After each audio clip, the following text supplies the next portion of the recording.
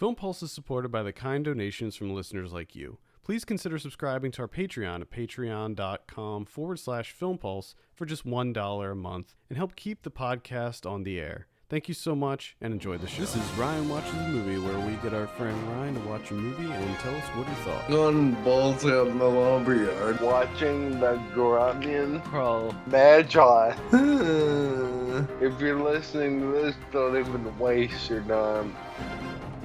Hello and welcome to Ryan Watches a Movie. This is episode number 252. My name's Adam Patterson. Joining me today, we got Kevin Rakestraw. How are you, Kevin? I'm doing pretty good. All right. We're also joined by Ryan Holes. How are you? I'm done. Whoa, somebody's cracking open a tall one. Cracking a cold one with the boys. Wow. All right. You forgot to go in my middle name. Oh, don't worry. We're gonna get there, Mikey. So, what movie do we have you watch this week? Surf 2. Surf 2. Took this in honor of, was it National Gnarly Day? National Get Gnarly Day. National Get Gnarly Day. I also love that it's called Surf 2: the end of the trilogy. Oh, yeah. Surf 2, the end of the trilogy. Is it part of the trilogy? I'm not sure it is. I don't think I'm pretty so. sure it's not. I think that has to do with the gnarliness. Yeah. I think we're going to be talking about a lot of gnarly stuff this episode. So this is written and directed by Randall M. Badot. I have a synopsis here. Evil nerd Menlo? Yep. Menlo wants to get revenge on some surfers by selling a bad batch of soda called Buzz Cola, which turns people into mutant zombies. It's up to Jocko, Chuck, Bob, and their surfer buddies to save the day. Buzz Cola, that's from, isn't that from The Simpsons? Yeah. All right. Wonder if they took it from, I wonder if The Simpsons pulled it from this. At any rate, Ryan, how was Surf 2? Well, this guy Menlo, he's a teenager, and he's quote unquote a bad scientist. And there's two main characters are surfer guys, and there's some girls and some boobs and some cops named Chef Boyardee. I'm sorry, Chief Boyardee. Well, it's spelled Chief, but in the movie they say Chef. So I'm not sure if that, I guess it's supposed to be a play on words. Not really sure. And there's a principal. And the only part I remember about him is that his name ends with Daddy. Daddy? Daddy-O. He's played by Cleavon Little from Blazing Saddles. I was actually surprised by the number of people in this movie. Yeah, Eric Stoltz plays Chuck. Is he the main character? Is Chuck the main character? Yeah, he's one of the surfer guys. Oh, okay. And I recognize the one girl that's with them, but I don't know her name. I don't know where I've seen her. But anyway, before all this occurs, people play a practical joke of this Menlo guy. And obviously he's not too happy about it. And he wants to get rid of the surfers because they're the ones that play the joke on him. So automatically he doesn't like any surfer at all. So he goes and invents this cola called Buzz Cola. And they say in the movie that one of its main ingredients is petroleum jelly. And apparently it has no actual cola ingredients in it at all. Mm-hmm. And it turns out these surfer guys, they drill everyone is racing into like a zombie sort of. You know, the one guy, I think it's the first guy, he brags about his IQ is like 55, and then immediately he turns into a zombie. And I wasn't sure if he was dumb beforehand and then just drank this stuff, or if he drank this and then became dumb. But a lot of other people just start becoming zombies to the point where, like, when they open bottles, instead of opening the cap, they just bite part of the top of the bottle completely off and drink it and pass it around like it's nothing. And a surfer guys have a surf competition coming up, and their objective is to get rid of this Mendo guy. And eventually, towards the end, they're in this little lair underwater. And they're talking about how one of the side effects is growing boobs on guys. Mm. And this Menlo guy gets it. And he like lifts up his shirt and he has a bikini top. And I'm assuming that's supposed to be funny, and it made me laugh for like a second. That was over. Mm-mm. So do you get? So not only do you get the boobs, but you also get the bikini top with the boobs. Well, at the beginning of the movie, we get boobs with no bikini top at all. Okay, so he had to go out and get the bikini top. Yeah. I thought maybe it was like a 2-for-1 deal. And then they eventually stop him and make it to their big surf competition. And also, while they're playing to stop him, everyone refers to surfing as the greatest thing ever, and the fact that it built the town they live in and possibly the entire country, even though there's only coastlines on two sides of the country. And they eventually, like I said, they stop him and everyone lives happily ever after. All right. So what'd you think of this movie? Uh, I didn't really like it. What was the level of gnarly? Was it pretty gnarly? Not gnarly at all? Hella gnarly? I'd Even? say a little gnarly like me halfway. Halfway But gnarly? it's like I feel like when I was watching it, I was supposed to be laughing more, but some of the stuff just wasn't funny. It was annoying. Mm. That's unfortunate. I'm looking at the guy. But a lot of goofball things happened. Oh, so it's like, yeah, it looked like it was gonna be one of those kind of '80s, crazy meatballs style. Wikipedia says that it's a mock of like all the 80s surfer movies with a little bit of horror in there also. Mm. Okay. Well, how was the horror? Was it scary at all? I can't imagine it would be. Fuck no. It was pretty surprised they were actually able to put horror elements in it because it looked like it had a budget of about $5.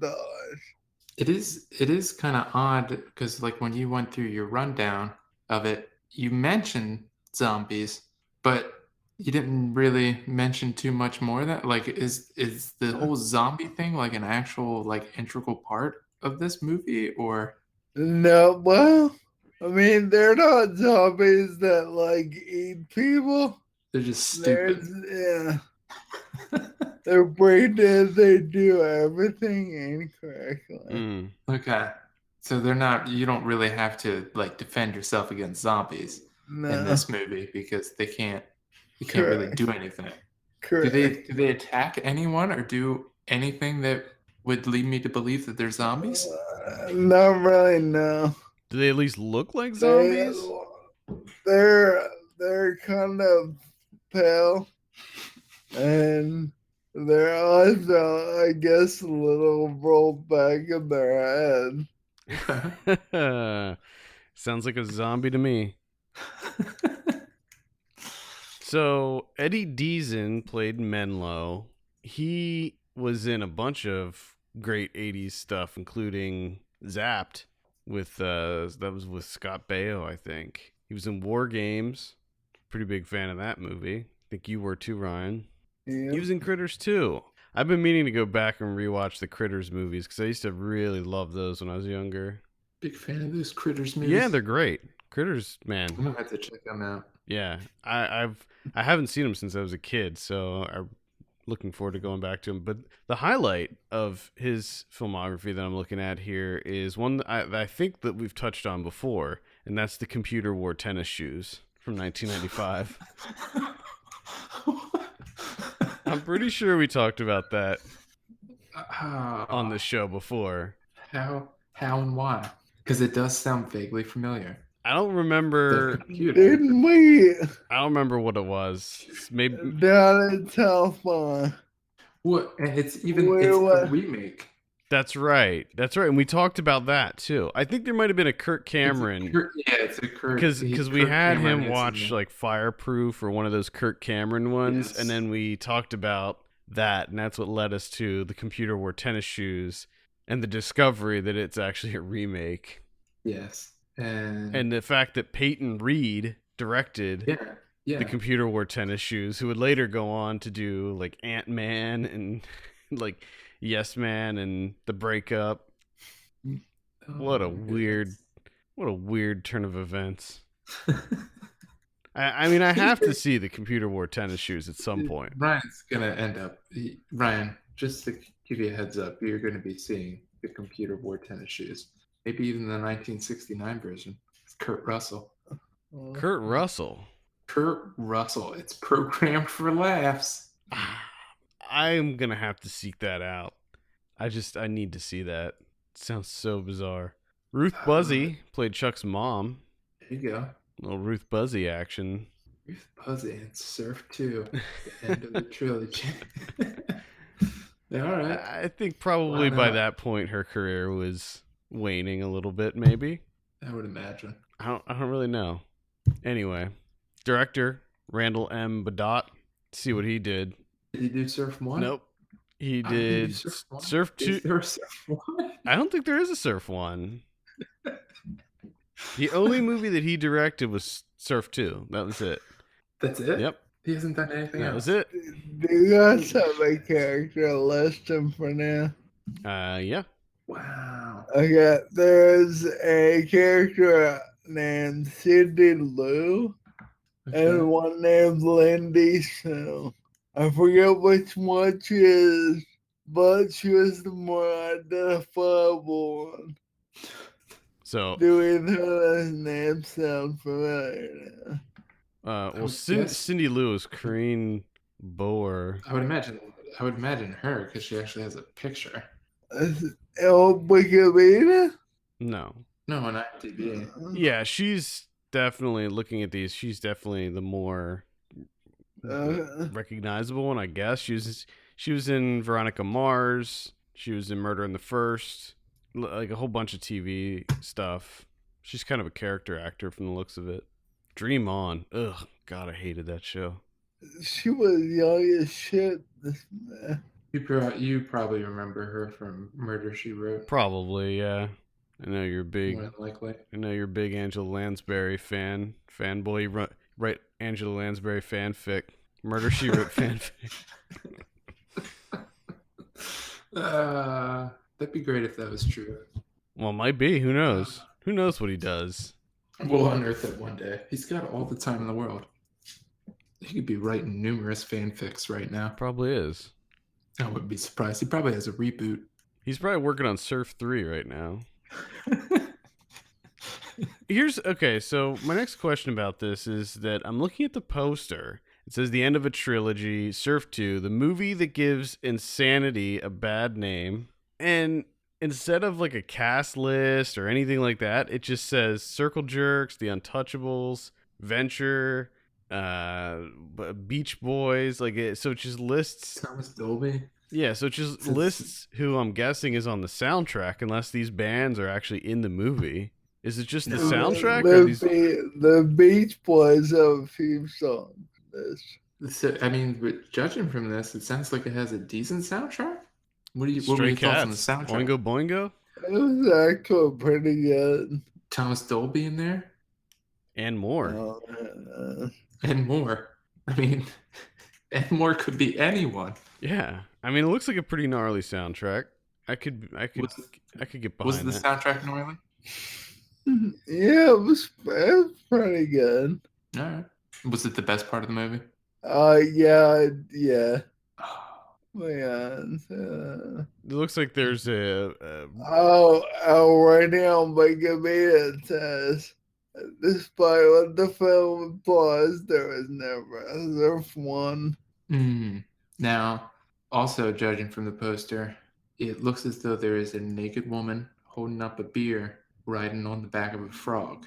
Does that happen?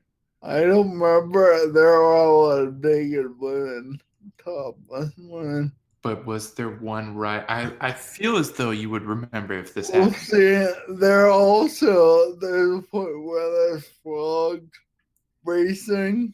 okay. So it's hard for me to do and Now, whether there are frogs Yeah, and that's naked women if you look. riding. Yeah, if you look behind the woman, they're racing those frogs.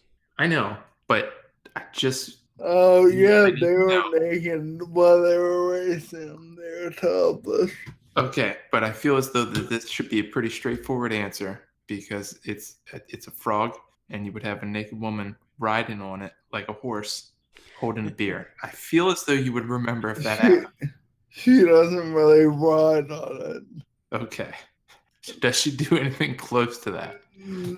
She's standing there. Also, are the frogs the size of horses? Because it looks like it's enormous. No, they're like normal size frogs. Okay. Is it a gnarly frog race? When they're racing, frogs jump off of each other. Oh, it's doing the old leapfrog. It was every frog for himself. It was Nice. every frog for themselves. Okay. Now I'm also noticing on here there's what appears to be an extremely overweight man eating a pile of, maybe that's waffles, Or it could be French toast. It French looks like toast. it might be French toast. Yeah, on my screen at least, the poster's pretty small and very blurry. That might be the dumb guy. Okay. But I think I'm looking at the poster. Looks like he's eating a my shark. eyes cannot see it that small. And it looks like there's also someone humping a garbage can. Yeah, I was gonna say, it looks like there's some sort of trash humping going on here.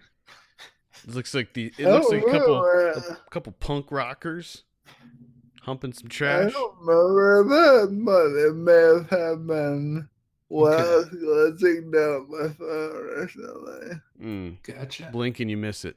The trash humping. Correct.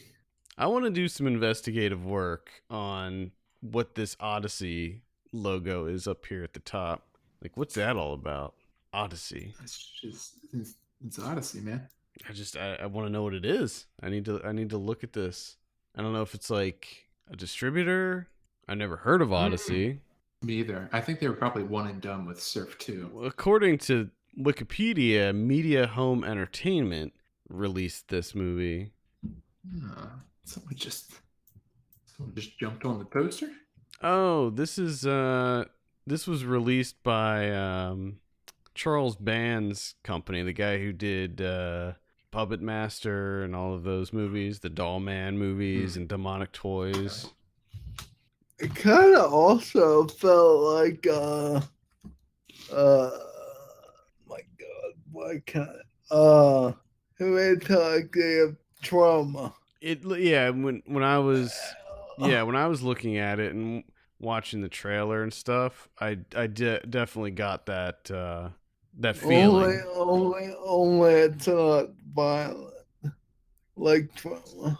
There was a Troma movie called Yeah. Surf Nazis Must Die, and this was one that we were considering giving to you. And this actually sounds a lot like Surf Nazis Must Die. That wasn't a very overly violent Troma movie. Yeah. You think they kind of took? Hmm. You think they lifted some things from Surf 2? First of all, when did Surf Nazis Must Die come out? 87. Okay, so yeah, they probably did. Caught your ass. Yeah, they might have. They might have lifted it. Gotcha. Who knows? So I got to the bottom Gotcha. of the whole Odyssey logo thing there. Oh, thank God. Yeah, I know you were. Hit me. I know you were all very curious what that little Odyssey logo was. That's the UK distributor for the Nice. movie. They released 57 movies in the UK. All of them Surf 2 variations. There was one called Diamond There's editions. one called Scum. There's one called Nice. Getting It On. All right. Looks like the last movie they released was in 2001 Mm. called A Crack in the Floor. Oh no. Ooh. I wonder if they're like the UK trauma. Well, they're just I don't think so. Looking at their lineup here, it looks like they just release bad stuff, like cheap kind of cheap stuff. They released some movie called Unabomber: The True Story. Damn. Unabomber. They probably dug deep, got to the heart of that whole situation. Yeah. It's the real story behind the hunt for Theodore J. Kaczynski. They broke that case wide open. Odyssey. Interesting. All right. Any final thoughts before we give you a drum roll on Surf 2? It should have been funnier. Should have been funnier. Mm. It was a little funny, but I feel like all that going for it was being funny. I see. And it just ended up being annoying. That's really, I gotta say, I'm actually really disappointed. So I was kind of really looking forward to Surf 2. Yeah, I was gonna try to watch it. Also, I might still. I don't know. I think I'm still. I think I might still too. Hopefully, I can get it in before the next Ryan watches the movie, and hopefully, I like it because I'm just gonna attack your ass. Good luck with the audio. I'm gonna chew your ass out, Mikey. It sounds terrible. Bad audio. I have 6 surround sound speakers, and there were many times where I could barely tell what they were saying. Mm. It's just so old, so shittily done. Yeah, this never had a proper. According to, I was gonna say, it's probably like a VHS rip, right? Yeah, the one that you got this is actually on YouTube. I was going to mention this. You can watch this on YouTube. Just search for Surf 2 and it's up there. According to Wikipedia, Up All Night Films released the DVD, which says that it is available on Amazon.com, but it's like manufactured on demand. So like it's going to take a while for you to get it, I'm guessing. Okay. I think that's a cool idea though, like to for these really obscure movies to just kind of do it on demand. Yeah, if you're able to, it makes more sense than manufacturing like 50 of them. Now I'm looking at. Imagine being one of the workers in one of the factories. We need you to go ahead and press a copy of Surf 2. The VHS, I'm looking on Amazon. The VHS for this looks amazing.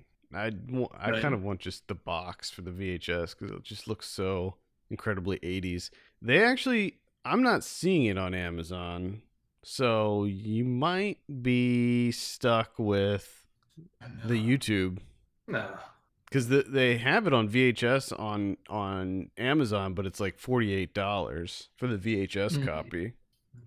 Wow. Which is goodness. That's crazy. And eBay might have a DVD if there was one. What if I told you that on Letterboxd the average rating for Surf 2 is 3.3 out of 5, which is that's a pretty decent rating. This man, well, fucking dumb. And How many people was that based on? It's been watched by 158 people. Oh my god, no way. No way is it close to a 7 out of 10. No way. Did anyone rate it 5 out of 5? Well, I got two. I got a 4-star. I got a 4.5-star. Wow. Another 4-star. What the hell? What There's are they there's doing? uh three people rated it 5 out of 5. 6 people rated it 4.5. What kind of drugs are these people on? Probably good ones. Yeah, Apparently, probably the fun kind. All right, well, let's see what your score is, Ryan. What do you give Surf 2? so, 2 out of 10. I was gonna go lower. But you bumped it because I told you about the 3.3 on Letterboxd. Yeah. All right. It's wow, it's nice to know how easily you can be influenced. He doesn't want to let down the 158 people on Letterboxd that he does not follow and they do not follow him back. He doesn't want to let those people down. I like Mr. Monstrosity's review on Letterboxd, the USA Up All Nightiest USA Up All Night movie ever made. And it reminded me of USA Up All Night. And I feel Wow. really nostalgic for that right now. USA up all night. What? That. Wow. right. Yes, I guess I can see it on there. Is it all right if I give you guys a little information on National Get Gnarly Day? Yes, please. I want to know more about this. I did as well because I thought that this was a very specific thing and I found that odd. So apparently back in 2016, and what I love about National Get Gnarly Day is that it has the most ungnarliest origin story. So it was. Hold on, before you continue, it's the 28th of July, right? Yeah. So this is tomorrow. Right. So National Get Gnarly Day is tomorrow, and this started in 2016 by guess who? Whirlpool Corporation. They launched Whirlpool. Whirlpool. They Like launched. the Yeah. taste one. Yeah. They launched a campaign to put some gnarliness into everything they did, right? And the NAR is capitalized in gnarliness, all right? And it was to encourage their employees to get excited about reaching goals and making customers happy, right? And the NAR stands for North American Region, Oh which no. is us. And apparently it was such a big hit. Campaign was huge. All the employees loved it. Everyone at Whirlpool lost their fucking minds. So they said, let's take this shit national. And now we have National Get Gnarly Day, July 29th. No wonder you're going to have business for a pull. July 29th or 28th? 28th, right? 28th? Friday. Yes, 28th. Okay. I just don't want people to miss it. I don't want somebody know, to wake right? up. I don't want somebody to wake up Saturday and be like, "It's time to get gnarly," and then have one of their friends be like, "You fucking idiot! It was yesterday," and then have him be like, "Oh my god," and then kill himself.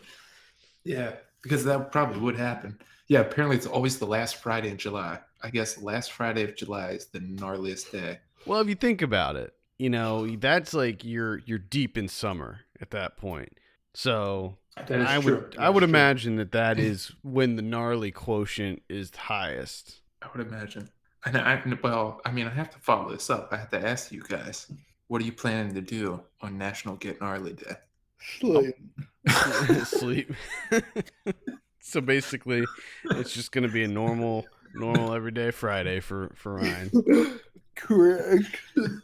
I don't know. Maybe I'll go to the beach, catch some waves. There you go. Although I'm actually sort of afraid to get into the water in New York. Yeah. Okay. Not the ocean in general, just New York where I live. Okay. Yeah. Okay. I just can't imagine that it's very I nice and I clean. don't like getting in any water I can't see in, so I won't be surfing. That's what's holding you back, right? Yes. I can't see in that water. I'm not going in there. Other than that, he would be ripping them waves. Maybe I'll hit up Coney Island, get some Nathan's dogs, take a ride on the Wonder Wheel. There you go. It sounds like a pretty gnarly day to me. But I have to work, so I probably won't do any of that. I'll probably get up and go to work and come home Well, and watch like 3 movies and go to sleep. when you get to work, try bringing up, launching a campaign to bring some gnarliness into everything that you guys do, like reaching your goals, make customers happy. North America region. Nah. Gnarly days seem like way too much work. I'm not proactive enough to handle this. Yeah, because I mean, you got to do some hardcore stuff. And I mean, you didn't even want to do hardcore when we did this podcast. Yeah, it did. Yeah, you were at the beginning. You were just like, nah, not this doing week. If I want to do some hardcore, I'll watch Lucian. Watch Lucy again. Yeah, that's what gave me the hardcore. I know. I remember. I watch Lucian, not Surf 2. It's actually Surf 1 and not part of a trilogy. Okay. I am actually curious to know what happened to the director since he only did 1 movie. Let's Do you have to make another movie though after Surf 2? End of the trilogy? No, but when I see essentially the stuff, made a trilogy that's 1 movie. Like, I don't know if you can top that really. It just makes me wonder, like, what is he doing? Does he have a day job? Like, is he just working? I mean, he's a writer. He wrote the movie, the made-for-TV movie called River World. Well, there you go. It came out in 2010. Come on, he did War Games, The Dead Code, 2008. He made a shit ton of money off of that, and he's just fucking chilling. Maybe he's just doing his thing. Maybe. I guess Obviously. That's cool. All right. Any final thoughts, Ryan, before we end it this week? Nope. All right. Thank you so much for tuning in. You can send us your questions and topics to podcast@filmpulse.net. You can follow us on Twitter @FilmPulseNet, @FilmPulseKevin, and @MyLegsDon'tWork. And if you have a minute, take a look at our Patreon page, patreon.com/FilmPulse. Consider helping us out by becoming a subscriber. For Kevin Rakestraw and Ryan Holes, my name is Adam Patterson. We will see you next week. Bye, everybody.